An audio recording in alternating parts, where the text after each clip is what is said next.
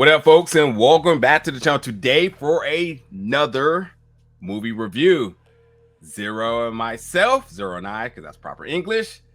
We're here to review the brand new 2022 reimagined version of the 1987 cult classic. It's just a classic. It ain't even a cult classic. It's just a classic. Period.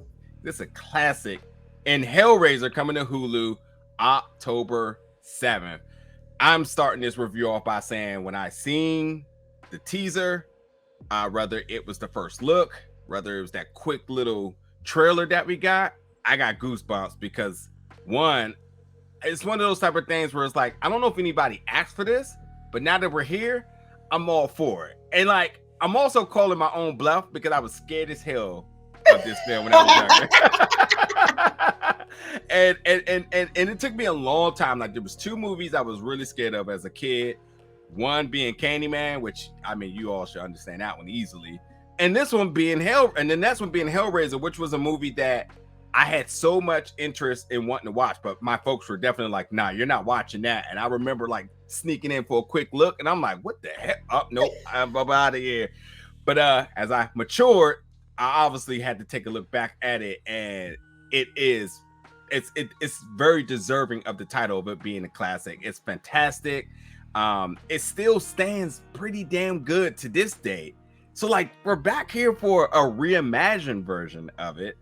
And like again, much like I don't think no one asked for this, but now that we're here, I'm like, yeah, sign me the hell up. So I would love to know your thoughts about the announcement all the way into us getting ready to check it out. Well, I was thrilled. First of all, I agree. I don't think anyone asked for this. If someone did ask for this, I'm gonna say it was a handful of people, because this did not grace my horror community timeline. Everything on my horror community timeline says, give us Friday the 13th, give us Friday the 13th, bring back Jason, but never heard anything about Hellraiser. And when I heard this news, one, yes, cult or not even a cult classic. Oh, I mean, not a cult classic, but the people who still watch Hellraiser today are deeply ingrained in the franchise. Yeah. So it's lasted longer than I think it should have, but now breathing new life into the franchise, I don't have anything bad to say about this. I learned about the new Hellraiser at the same time I learned who would be playing the new Pinhead, which would be Jamie Clayton. Yes. Those two pieces of information, one, we're bringing back Hellraiser for a reimagining. Two, we're going to have Pinhead be played by a woman, a trans woman at that. All of my coins are in the bag now. I have nothing bad to say. Yeah. I want to say when you talk about Jamie's body of work, huge fan of Designated Survivor. One of my favorite series. Anybody knows me personally knows, like I went out the way to watch that. And then one of my favorite Netflix shows that for whatever reason just blasted Netflix budget, so they had to cancel it. And obviously because they had to film it in 8 different locations, it's Sense8, which I completely loved. I'm glad that we got that show. Yeah, I'm glad we got to tie that up at the end, because that was one of the ones where they kind of canceled, and I was like right in the middle of this, and they gave us, whatever fitting ending they thought was going to work. But I love that. So been very much accustomed to Jamie's work. Knowing Jamie was going to be Pinhead, I said, oh, okay. And I honestly think for a role that did not demand much, she killed it. I think the delivery. I mean, because like when you talk about Pinhead, for me, it's two things. It's going to be some of those very iconic lines, the ones that I'm always going to remember, like you summoned me, the box, and you opened it, we came. Yep, the icon one. So I'm instantly thinking like I can't wait to hear her voice work here. And I don't think we got our first reveal of Pinhead in the movie until about an hour into it, and it instantly it took the movie to the next level, which I overly love. And while we're jumping around real quick, I just want to quickly say what this movie is about. It's about Riley, who is she's a recovering addict, and she's still struggling, shall I add. And let's just say her partner that she kind of met within the program, they're trying to make some easy money.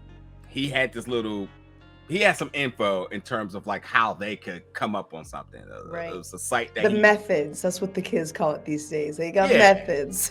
Yeah, exactly. That's exactly it. And this goes to him saying like, hey, listen, I know the spot that it's definitely something that, you know, some rich folks kind of leave stuff around and whatnot. And, you know, it's a shipment area. And then like, you know, there's this one that just happens to just be there. And I think maybe we can hit it up and maybe we can, you know, get back on our feet and whatnot. And yeah, they open up this safe and open up a world of problems here. And in that case, opening up that safe, there appeared the box. Then our favorite word of today, summit. Cenobites. Word of the day.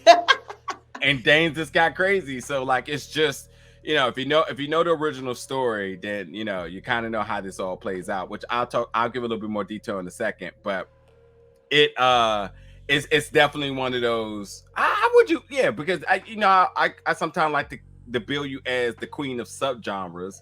Where would you kind of put this film outside of horror or under horror? Is it crazy that I've never thought about this before? Hellraiser is so unique. I think okay, so when we think about our top faces in horror, we think Freddy, Michael, Jason, Pinhead, Candyman, and a couple others. Bubba. More often than not, Bubba, right? More often than not, they fall under the slasher genre. So my heart wants to hit them with the slasher genre. I don't think that's what this is. Yeah. There's never any. Hellraiser is so unique with its pacing, and that's what puts it aside from all these other big franchises in horror. It's a tonal thing that separates it from everybody else. There is chasing, like, you know, the whole deal with the slasher is like we have a person in peril, and they are being one way or another chased by the slasher. Technically, that's what's going on here, even though Cenobites do not. They would never run 2 feet on the ground at all times. But I think I would call this a little bit psychological.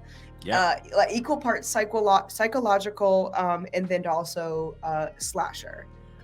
Just if you want to get to the bare bones of it. But this one is really hard to put into a category. I mean, I think most movies do overlap at least a little bit.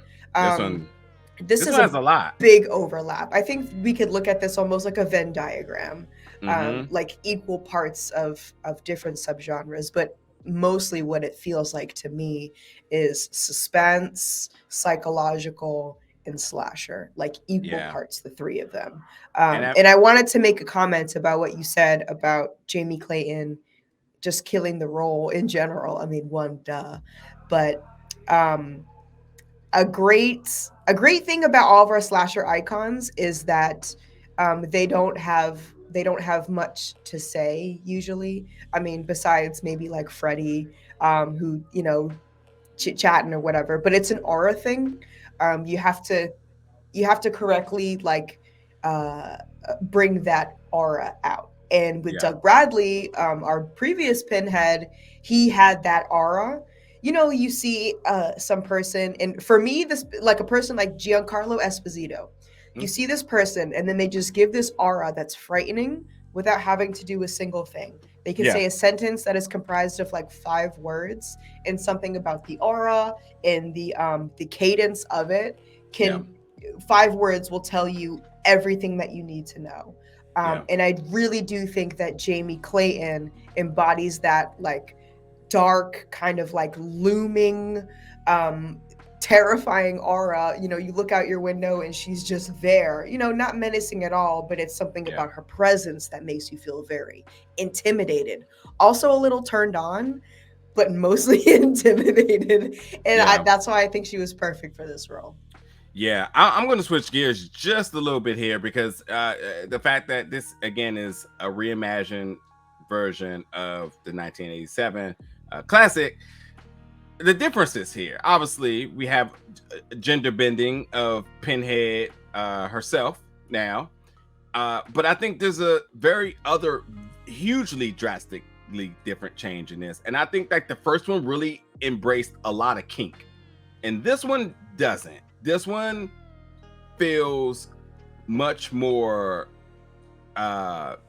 modern, maybe, because if they would have just took sort of the identity, the toning of the original and dropped it in this era, it was completely sit apart. I don't feel like this film sits apart from other films. I think if you're looking for 5 movies to binge in one weekend, you throw it in there, you're just like, oh yeah, well this one, yes, it feels uniquely different in terms of genre, but it feels like, oh, I don't feel emotionally different from if I watched another film.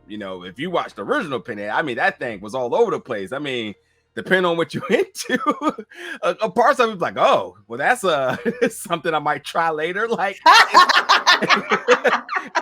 it kind of goes there, but like this one does have like, I mean, the killings are brutal, but they're very traditional. I mean, and I'm not gonna like say that like because times has changed and whatnot, but I think like even when you kind of look at Saw is more of what the 1987 version of Pinhead of Hellraiser was than this one in terms of toning, in terms of like, and just straight up the violence and the content. I would agree. It's more hostile Saw torture porn than it is. Yeah, I agree. Yes, exactly. So, and it's not to say that it's not a bad movie. It's just saying that it's just different, and it did this. I feel like this film did try to pride itself in just being its own version, paying homage to the original, but like making it its own. I also think the performances as well too. Speaking of that, Riley, who is one of our addicts in this film, I like this character Riley because there's parts of this film that I know folks are not going to like. I know there's going to be the parts of just like, who would do that? And why make that decision? Or who would say that? And just her lack of awareness at times. I think she plays the addict role to the T. And in no way she just all of a sudden, go from, and by the way, just to give a little bit more context about the plot, beyond this, upon her getting the box, she loses her brother, and that is her whole trajectory in this film, is trying to get her brother back. Now, if you know anything about the box has 6 configurations, and with the 6 configurations, if you are the holder or the welder of it by the 6th configuration, you get a choice. You get to pick a choice of desire, life, knowledge, love, sensation, power, or resurrection, which in this case, she wants her brother back, because you get an audience to the gods. And that's this, it's a game, like Saw, but like, again, just different toning here. Not like Saw, because Saw doesn't have a game. What am I thinking about? Pretty much. Yeah, you're right. So that's where we see Riley happen to make difficult decisions, because in order to change from configurations, you need a blood atonement. Right. So, and that's 6 people that has to happen and whatnot. Her blood was taken, so now she becomes the welder of it. She goes through the trials and whatnot. So that's the arc of this story, which in this case, again, her being a recovering addict, she makes some very questionable decisions. She sometimes lacks the complete awareness of her surroundings. It's to the T of what an addict should be, and beyond that, we also know that their motivations are just a little bit different. She's motivated by the outcome of either getting her fix, or in this case, getting her brother and her fix, or struggling to balance between not having a fix and getting her brother. It's a lot of it's a lot of inner conflict that this character has, that at point she looks like she's a deer in the headlight. There's a particular scene that I'm just like, yeah, I know you're not just gonna stand there. And I thought I was like, I know what you're talking about. And then I thought about, I was like, yeah, that's actually right. That's exactly how she should be responding. Because if her motor skills was on point, then you'll be like, well, was she actually ever an addict? Was she actually struggling? I mean, she had a little bit of a relapse too in this, just to give you more context and whatnot. So, that's kind of where, the journey of this story kind of goes. And I thought that, who plays Riley? Let me make sure I get her name right really quick. Odessa Azion. Yeah. Azion? a Zion? Yeah, maybe. I Odessa, don't know, but Odessa, she a is too Zion. cute. She's my new crush. She is so cute. She I'm a is fan. definitely hot. I've never seen any of her work, but definitely interested. Hmm. Um, interested in her and everything. But for you, I wanna go throw a couple of things about you. Let's Ultimately, go. how'd you like the film? What were some of the big parts of the filmmaking that you like? Hmm. Whether it's like, special effects, costume design. The Hmm. special effects folks and makeup definitely got their money's worth. Oh yeah. Every one of the Cenobites look amazing, Yes. amazing. Um, but yeah, what would be some of your? Did you like the film? Hmm. Why did you like the film, or did you not like the film, and so on? So let's Hmm. get strictly to your review here. I loved it. I had a great time watching this film. It was entertaining from beginning to end. I agree with a lot of what you said earlier about this.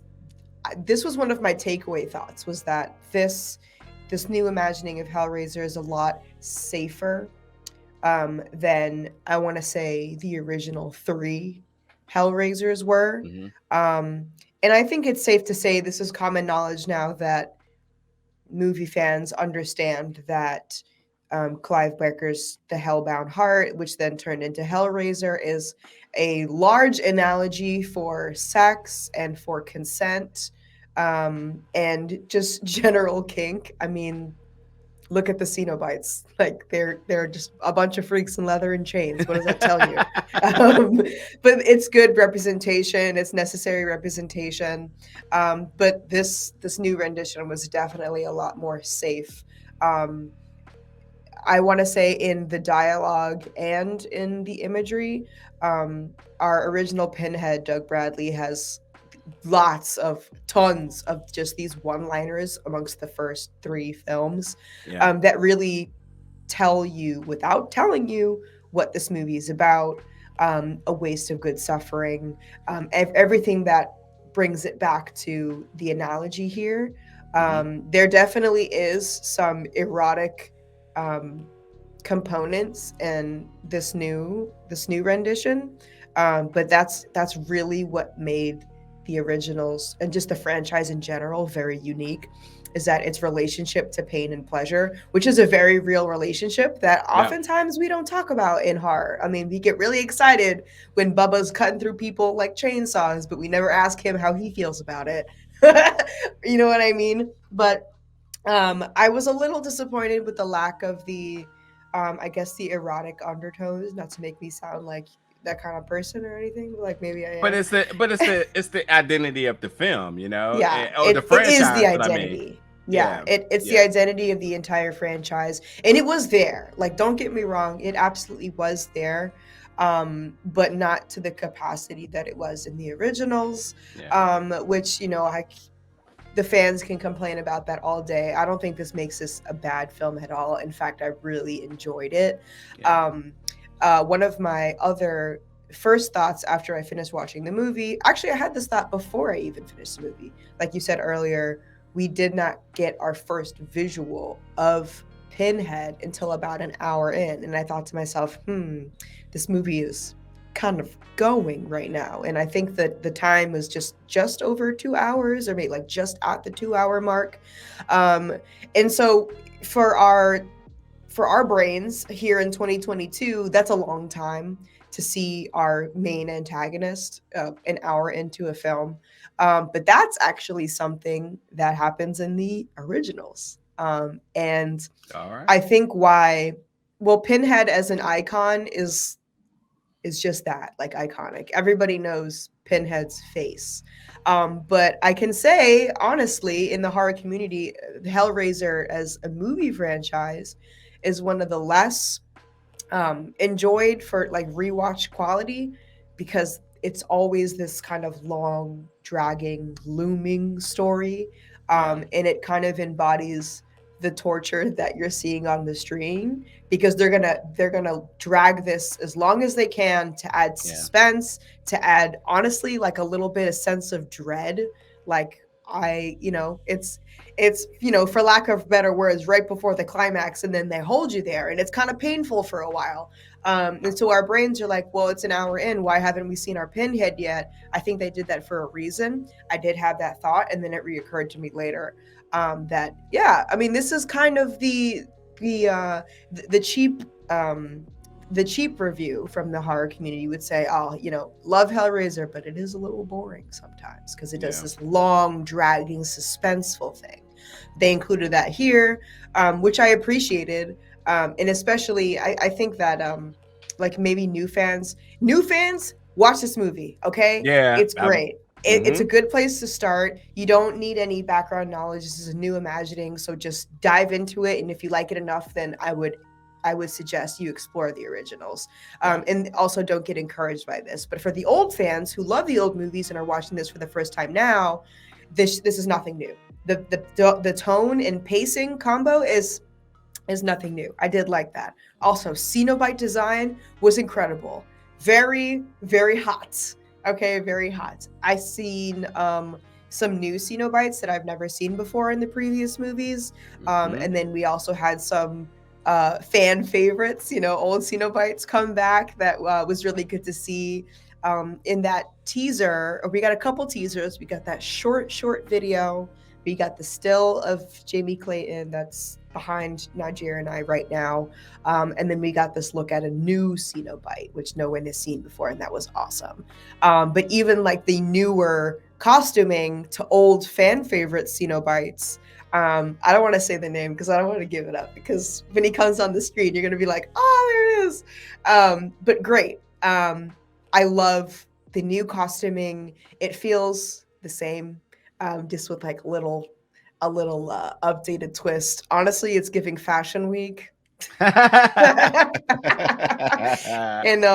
I pray, like as a cosplayer, I pray that Comic-Con this year, somebody please. It's a little bit too. The window's really close here, and really close. Actually, wait a minute. No. But actually, in full context here, I mean, obviously, this is an early screening of this. By the time this is released, that it will be past the last big Comic-Con of the year. So, gonna have to wait and see who busts it out for next year. I will wait.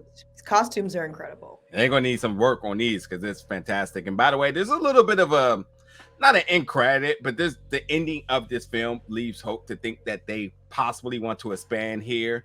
My quick review is that this film, first of all, the film is very queer. So always good to see representation in horror. And the characters are all super enjoyable.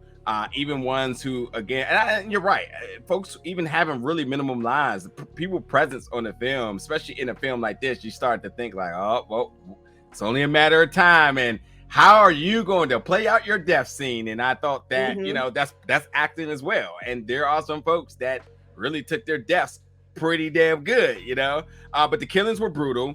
My favorite part of this film is the sound mixing. Super chilling. I knew we were going to get here. We always do. About time. Tell me, what are your thoughts? Every single sound projected in this film. It raised the hairs all over your body. Whether it was the doors closing, the box configuration, the teeth chattering, the chains, the blood, the flesh, all of it really was on point. I think when you talk about atmospheric horror, that has a lot to do with the cinematography.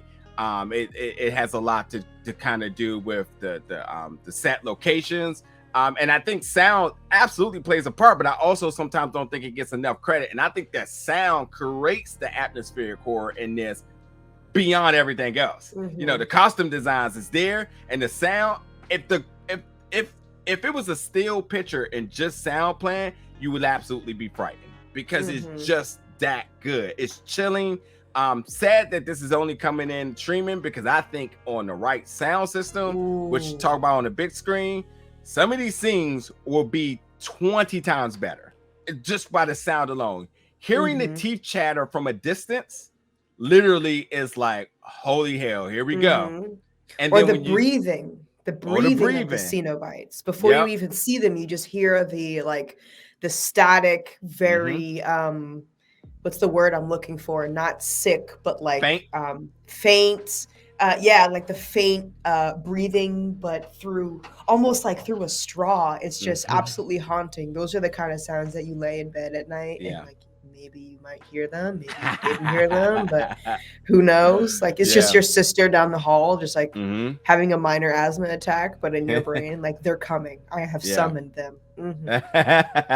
And then, like, you know, in terms of the differences, I mean, none of the Cenobites came in with electric entrances, and I don't know why I was so looking forward to that, because I guess that was like, obviously by time you think like, oh well, you know, the visuals of that was as good as it was going to be for that era. So I was thinking like, you know, how they about to come through? Like they like, is this like the clouds going to come around and all this electric? Like they did not. They still had very ominous like reveals and sort of less how they're appearing and whatnot. But yeah, no electric. I was looking for like the electric. Yeah. And then I love that good cheesy stuff though in the original. Oh, it's just like like with a pencil. It's like they almost just like drew it in there, but it feels so good. Yes. So overall, my assessment of this film, and just again letting you know, it's going to be available on Hulu October 7th. Again, this is Hellraiser, the reimagining of the 1987 classic, which if you've never seen it, check it out, but you don't need to see it in order to watch it. You can come in this one, you know, cold turkey, and probably a pun by saying cold turkey on this. Yeah. So we got addicts in this. I think you're going to enjoy it. It's not one of my favorite horror films. It doesn't have many super memorable scenes to me, like the ones like I can't wait to go back. But the costume design, the sound mixing itself is something that, with my appreciation for cinema, yet alone horror, it's like I want to go back to just see the craft. This is the film that like take the plot away and the script and whatnot. And that's not to say that any of this is not good. It's saying that these are my standouts of the film: is the special effects, costume design, and the sound mix. And this really, and then when you add these actors in there who completely killed it for the roles, folks who got, you know, 2 minutes of dialogue, or folks who were just talking the entire time, or whatever it may be. I thought that everybody brought something to the film that made those characters interesting. You brought up psychological in this. I also think that there's a very mystery aspect to this as well too, because I mean, and it is because the whole thing is like, who are these gods essentially, and who's behind all of this initially? There is a puppet master involved here. And what is their ultimate motivation here? Will they achieve their motivation, their goals behind their motivation? And then all the folks that are being puppeted around. And then obviously, as Riley looks for a brother, will she get her brother? So there's a couple of different arcs that kind of keeps you guessing the entire time. That for 2 hours, which I goddamn hate a film that's 2 hours, this one breezes through. And you know what? They did it right by revealing Pinhead at the hour, because that just changed the movie for me.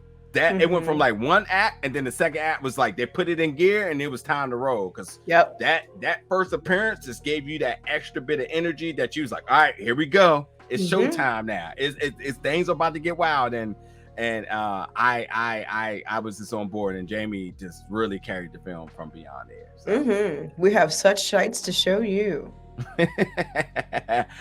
Is there anything else you want to add before we roll out? Oh, one last thing. So glad that they kept the original theme. Yes, I forgot to say it. Yes, the theme and the tone was dear. Yes, when the box was configuring, you start hearing the melody. When Pinhead was first introduced, you heard the original score. Maybe a tweak, a modern rendition of it, but very, very similar.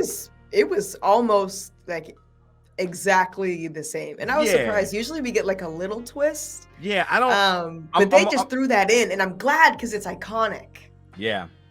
I'm very confident that it's exactly the same, but I would imagine they elevated a couple of different sounds or whatnot. But you as soon as you hear it, you know what it is, right? And just that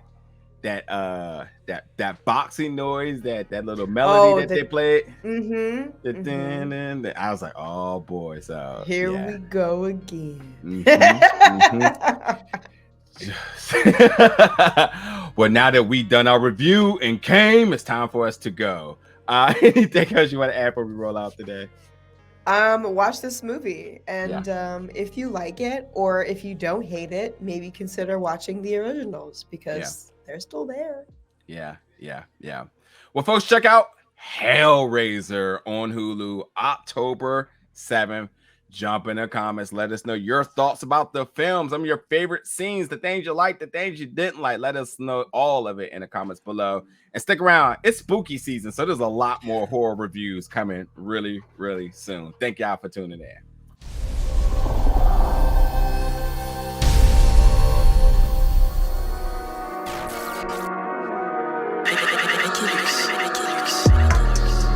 Big old bell.